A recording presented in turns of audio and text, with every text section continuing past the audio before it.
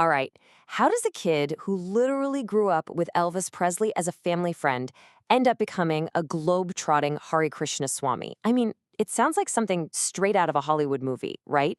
But believe it or not, this is a true story. And to really get it, we've got to start with this one single, really powerful sentence. If you follow my instructions, you will be able to become perfect. Wow. I mean, just let that sink in for a second. That is a huge statement, almost kind of shocking, right? So the big questions are, who said this and who are they talking to? You see, this one sentence, it's basically the key that unlocks this whole incredible story. Okay, so to really understand this journey, we have to go all the way back to the beginning. And let me tell you, this story starts in a place you would probably never guess for a future Swami. We're talking Memphis, Tennessee, right at the birth of rock and roll. So this was the world of a kid named Sean O'Neill Hobgood. Now get this, his grandfather was a Christian preacher. His dad, he was a radio host who pretty much discovered the king himself, Elvis Presley. And Elvis wasn't just some celebrity they saw on TV. He was a family friend, a regular visitor at their house, almost like a big brother. You know, you'd have Roy Orbison just dropping by to hang out. And for young Sean, this wasn't some crazy, extraordinary thing. It was just life. Totally normal for him. So you can imagine he's surrounded by this absolute explosion of American music. But at the same time, something else is starting to stir. Just like a lot of young people back in the late 1960s, Sean started searching for something more. You know, some kind of deeper truth that went beyond the world of rock and roll.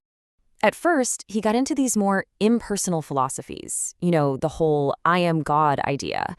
And apparently he got pretty good at debating priests about it. But that was really just a stepping stone, you know? It was all part of a path that was eventually going to lead him to Krishna consciousness, which is a very different kind of spirituality. It's all about a personal, devotional relationship with Krishna. So what's the thing that pushes someone from just thinking about these big ideas to actually taking the huge leap? Well, sometimes it's something totally unexpected and personal. And for Sean, believe it or not, it was his long red hair. Yeah, he was in a theatrical institute and his mom just could not stand his hair.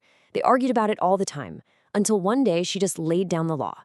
Cut the hair or she stops paying. So he chose the hair. He dropped out and just hit the road. And then we get to 1971. This is the year everything changes. It's Christmas, and he really wants the rock opera Jesus Christ Superstar, but it's completely sold out.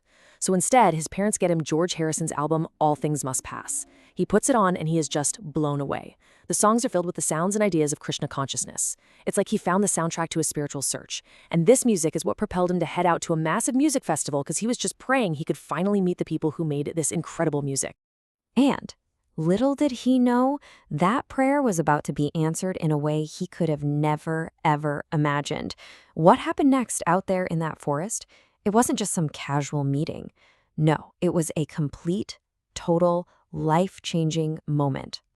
Right in the middle of this huge festival, a devotee just walks up to him, and the invitation couldn't have been more simple, more direct. All he said was, chant Hare Krishna and taste Krishna's prasadam, which is, sanctified food. That's it.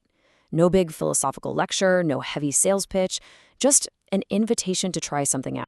And what happened when he did? Well, let's just use his own words because they're so powerful. He said, I closed my eyes, began chanting, and almost immediately felt an ecstasy I had never experienced before.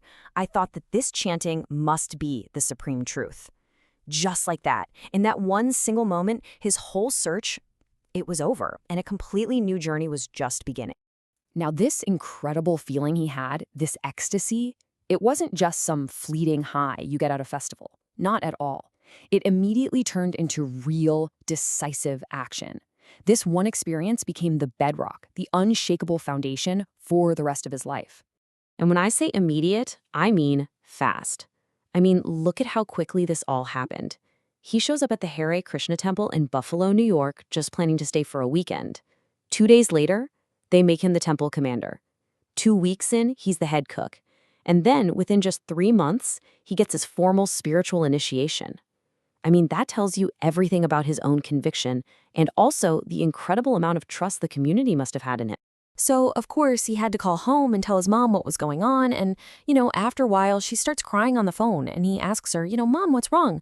And she says, oh, your beautiful long hair, did you cut it? Isn't that something? The very thing they had fought about for so long, the thing that basically pushed him out the door, was now the thing she was sad about. It's just such a real human moment, you know? Pretty soon after that, he met his spiritual master, his guru, Srila Prabhupada, the man who brought the Hare Krishna movement to the West. And he said that Prabhupada's accent was so thick that at first he could barely understand a word, except for one phrase that he just kept repeating over and over. Believe me, you are not this body. I have this experience, believe me. And those words, they just cut through all the noise and made this incredibly deep impression on him. And their relationship was just so unique. At one point, he wrote an offering to his guru, and in it, he humbly called himself a rascal. Well, you have to hear Srila Prabhupada's reply. It's just amazing. He wrote back, "Yes, your conclusion that you are a rascal is absolutely correct, but if you follow my instructions, you will be able to become perfect." I mean, can you imagine?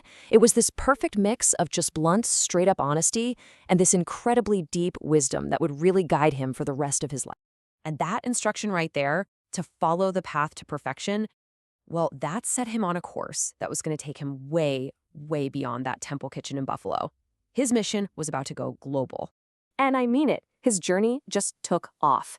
By 1976, he makes his first trip to the holy town of Vrindavan in India, and he says it just felt like he'd finally come home. Then, jump to the early 80s, and he's in Tel Aviv, Israel, helping start a temple there. And then, by 1992, right after the Iron Curtain fell, he was one of the very first spiritual guides to go into the former Soviet Union and help all these new communities of devotees. I mean, his path literally took him from Memphis, Tennessee, to every corner of the world. And if you want to get a sense of the scale of this work, just look at the huge Kumbh Mela festival back in 1989. The camp that he helped organize was giving out 5,000 plates of sanctified food, prasadam, every single day. 5,000. He said that experience just sealed the deal for him. It absolutely cemented his faith in the power of chanting and sharing food. And so, here we are, full circle. From that kid in Memphis who hung out with the king of rock and roll, to a Swami serving thousands upon thousands of people in India and all over the globe. The story of Bhakti Bhringa Govinda Swami really leaves us with this one big, fascinating question to think about. How can a single moment of pure joy, of ecstasy, felt in the middle of a forest at a music festival, how can that one moment be powerful enough to completely define a person's entire life?